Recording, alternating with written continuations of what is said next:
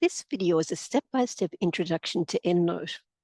We'll look at creating a library, adding and grouping references in a library, attaching full text to references, and finally using EndNote with Word.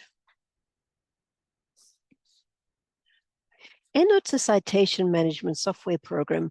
It lets you create a personalized collection of references and the option to add full text PDFs of the reference. It also works with Microsoft Word to help you insert citations and automatically generate a bibliography. It has a share and sync feature that lets you share your library and groups using EndNote online. To install EndNote on your device, download the installation from the library's EndNote guide. It's available for both PC and Mac operating systems. For installation on an ACU device, use the Software Center app available on your desktop. And remember, it's best practice to uninstall any previous EndNote versions before installing the new one. I'm demonstrating EndNote on a Windows PC. There are slight variations when using EndNote on a Mac, so I'll try to point these out as I go along. When you first open EndNote, you may get a few messages. You can safely close these, then you'll have two options as shown. Select Create a New Library. If you don't see the Create New Library option, go to File and select New. By default, EndNote saves your library in the My Documents folder. We strongly advise against saving your library to the cloud or network drives, as these can corrupt the library and slow down the program. Keep in mind, EndNote library is made of two separate parts. There's the ENL file and the data folder. It's important that these two parts are stored together so that the program runs correctly. This is your new EndNote library. Let's take a tour. The left column is called Groups Panel, and it's here where you can keep track of your references, and you can add groups to organize your references. The center column is where you can display your references, and the panel on the right is where you can edit and view individual references. Let's add some references to the EndNote library. There are several ways to do this, but the easiest is to export references from Library Search or from a database. This is the library's homepage, and here's Library Search. I've entered my keyword, smartphone use, and click Search. To enter this first record into your EndNote library, click on the ellipsis. Here you'll see the EndNote with the RIS extension option. Click that, and you can click Download. If you have more than one record to enter into your library, click on the pin. Then go to the pin at top of screen. These are the 4 records we've just selected, and again go to the ellipsis. And you look for the EndNote with the RIS option. And click Download. I'm using a PC, so when I click Download, the records should go straight into my EndNote library. If not, go up to your Downloads and open the file from here.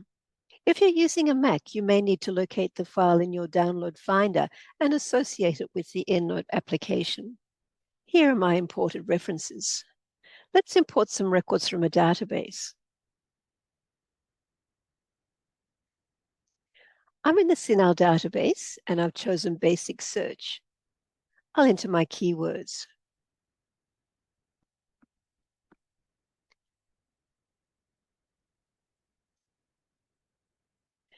To select records to save, click on the Save icon.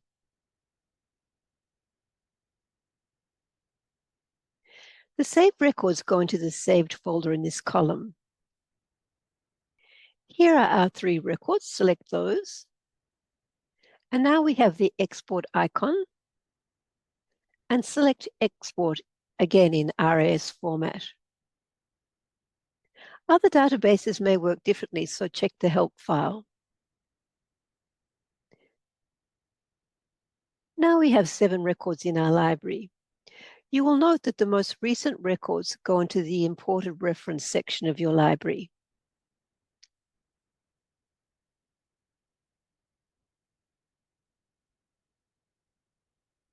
As your library grows, it's easy to lose track of references, especially if it's important to know the original source, for example, what database they came from.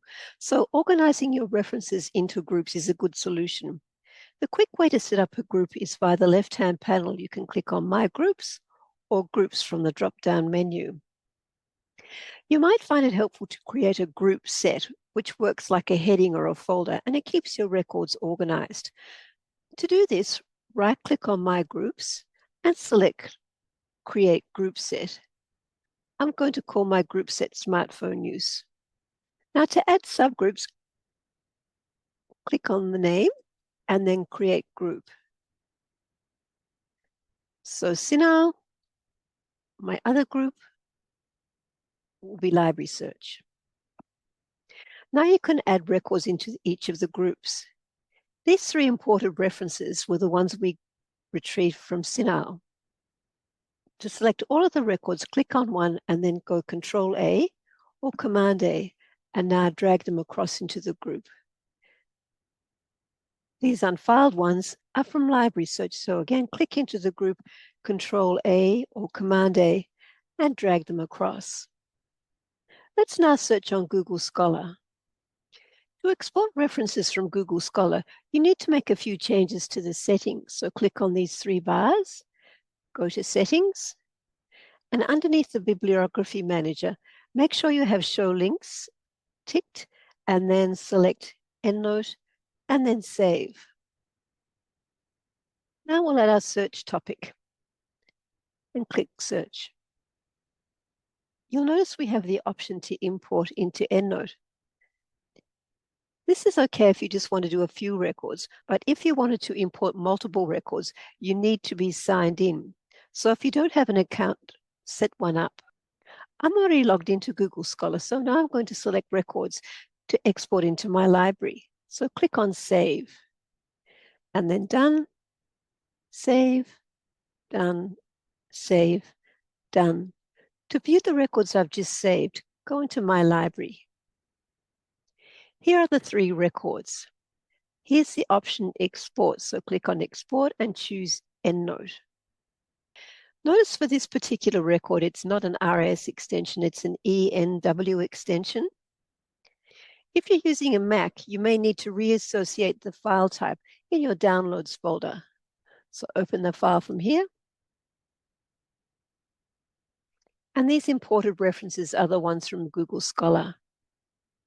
Now we'll make a group for these references. So create group, and we'll call it Google Scholar. These are our three records. And we'll select them and place them into the folder. When searching multiple databases and library search, you may end up importing the same records.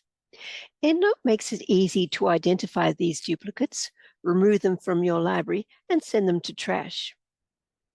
If you need to keep track of the number of records you've imported from database, for example, for a literature review report, ensure you record the number of records from each database before removing duplicates. To find duplicates, select All References, go to Library, and then Find Duplicates. Now you can compare the records and choose which to keep. So I'll select this one, and you can see the other has been placed in the trash and has been removed from your list of references. Now we're going to look at referencing styles. Double-click an article, and here you'll see a summary of the article. If you scroll this bar up, you can also see a citation preview. The referencing style here is annotated. That's the default. There are other styles to choose from. A popular style at ACU is APA 7th. If you don't see the style that you need, click on Select another style. I'm going to select APA 7th. And you can see the record is now in APA format. You should always check your citation example for error. For example, if we have a look at this record, the author's name here is all in capitals. If you want to edit a record, click on Edit and make the changes. And then save. You can now see the edited record in your library.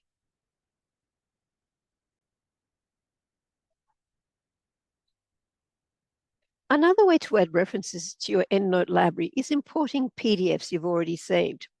How well this works depends on the PDF itself. It must have a DOI, a digital object identifier, and be from a published source. If a PDF is personal or doesn't have a DOI, EndNote can still import it, but you may need to make alterations to the record.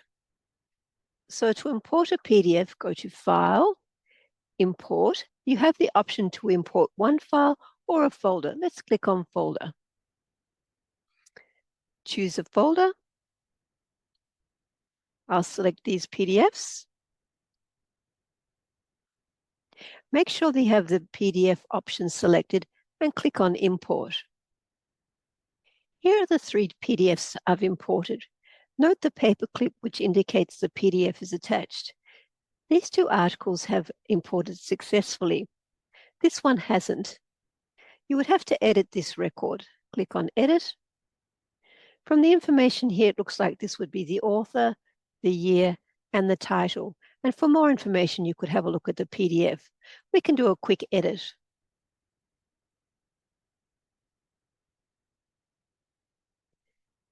And save.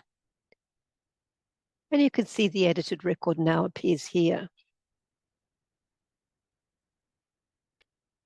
Another way to add references is to create a manual reference. This is useful if you want to add websites or government documents or any record that's not available in an electronic format. Click on References, New Reference. The default is a report, but let's see how to add a website. Click Website, down at the bottom, Web Page. And now we'd add information into the boxes. I'd like to add this website onto our EndNote library.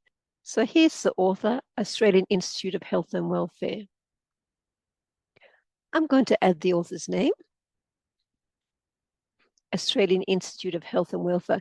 Now this is a corporate author, and for corporate authors, it's important that you add a comma at the end of the name. Let's find out the year and title. So it's from 2003, and here's the title. So a quick copy and then paste.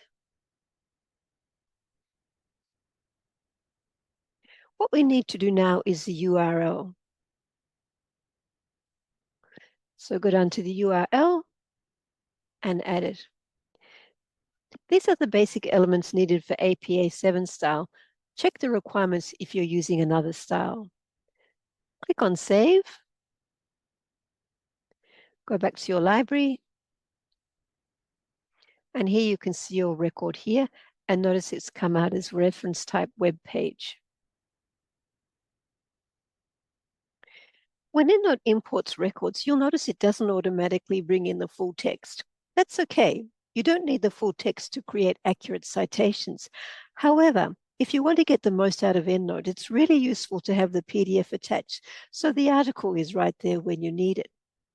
So to do this, you've got 2 options. First, you can do it manually. So as you save each PDF file, you can then attach it to each record. So let's have a look and see how this works. There's no paperclip here, which means the article doesn't have a PDF. Let's go across here, select PDF, and then attach the PDF, which I've already saved. Here's the PDF. I open, and you can see now it's attached to the record. To activate the change, and then yes, and you can see the paperclip is here. EndNote does have an automatic find full text option. It's limited and not fully functional with our Open Athens authentication system, but it's worth trying to see if the full text is available. For any full text articles you don't find, you'd have to search in Library Search. Before we can activate the automatic find full text option, we need to make a few changes. Click on Edit, Preferences, Find Full Text. You'll notice they have these two boxes here. We need to find information to put into this box. To do this, we need to go to the EndNote guide. On the library's homepage, click More Links, EndNote. Click on the tile Find Full Text and Attach Files. And here you can see the open URL path, and this is the URL we need to paste in. So copy. Back in EndNote, the open URL path is here, and then we add it. Apply, and then OK. Let's see now if we can find the full text of these 3 CINAHL articles we located. To select them all, click on one, then it's Control-A or Command-A. And now you can see this icon here, PDF. It will see if the full text is available. Notice this box here appears on the left column, giving progress on the search.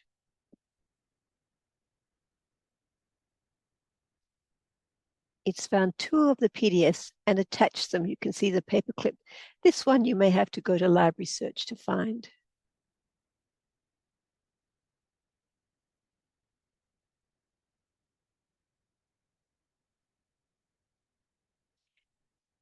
EndNote 2025 includes an AI feature that generates the key takeaways from an article's full text.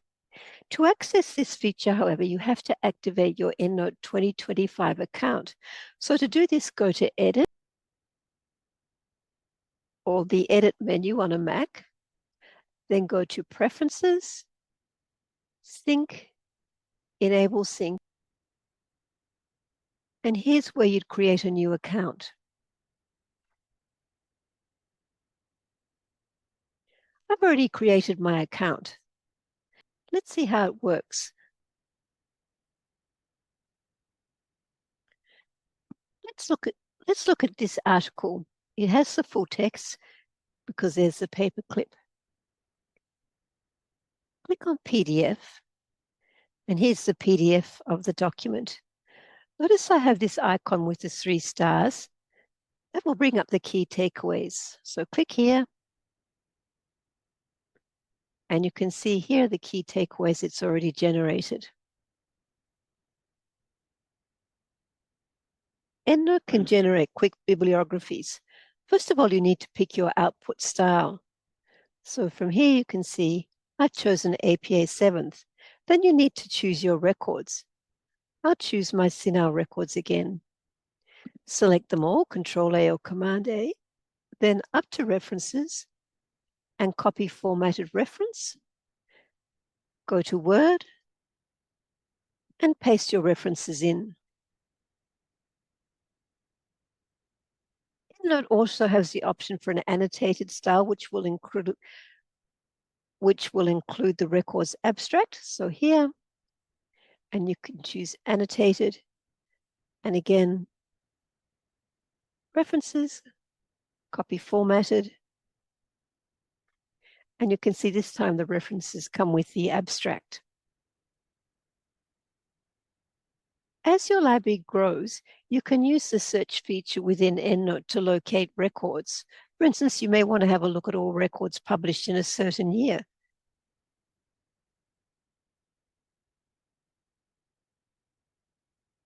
And you can see it's brought up the results.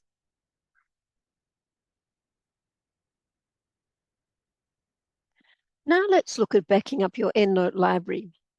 EndNote auto saves your libraries, but libraries can occasionally become corrupted or affected by computer issues. So to protect your work, regularly back up your library. You can save a compressed copy to a USB, an external drive, or even cloud storage. Just make sure these backups are separate from your active library files. So to compress a library, go to File, and then Compress. Leave all the defaults, and then just select Next.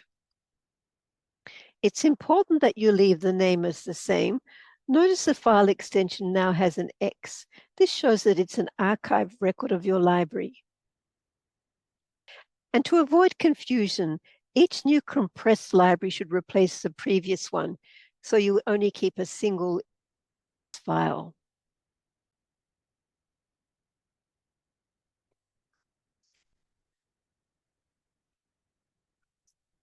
When you installed EndNote, it added a toolbar to Microsoft Word.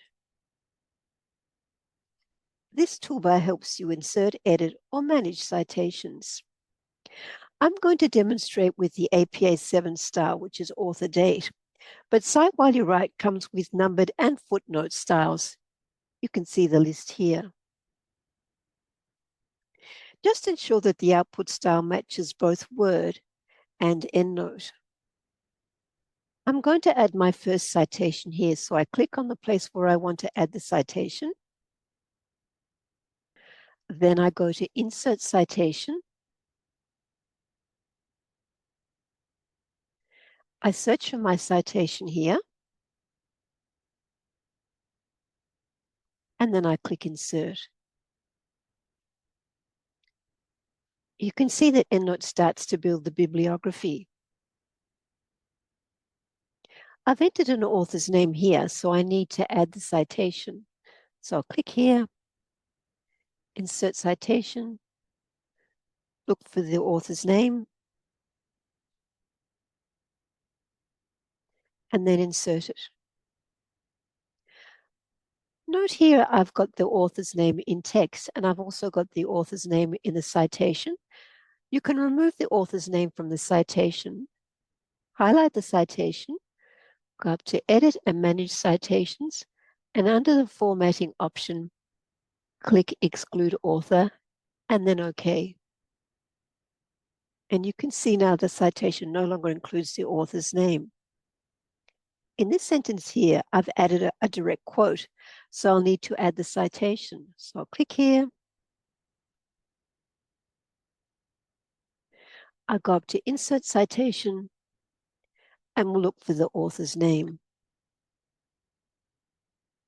Find, and then insert. I need to add the page number, so to do that, highlight the citation, and again, up to Edit and Manage Citations, and you'll see the option to add a page number. Then click OK. And you can see now the page number has been added to the citation. Sometimes you need to insert more than one in-text citation. So you place your cursor right next to the end of the bracket where you want to insert the second citation. So here, you'd go up to Insert Citation, select it, and insert. Notice now the two citations are within the same bracket. And finally, to delete a citation, you would select it again. We'll remove the one we just entered, and up to Edit and Manage Citations, and then remove citation, OK. And you can see the citation has been removed.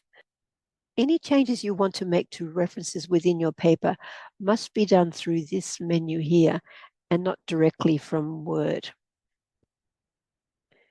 You can see the bibliography that we have created. You can format that bibliography. You can see here there's a small arrow under the bibliography menu. Click that. And for instance, you select Layout. And APA has double spacing. Select from here. And then OK. Finally, it's best practice when sending your document for uploading, marking, or publication that you convert it to plain text. We recommend saving a version with all of the EndNote codes intact before you use this option. So to convert a document to plain text, we go up here, Convert Citations and Bibliography, Convert to Plain Text, and this is the copy that you would send off for marking. For more detailed information about EndNote, you can refer to the EndNote Library Guide. For advanced features, have a look at the EndNote video recording available from the library's homepage. If you need further help, you can chat, email, or book a librarian.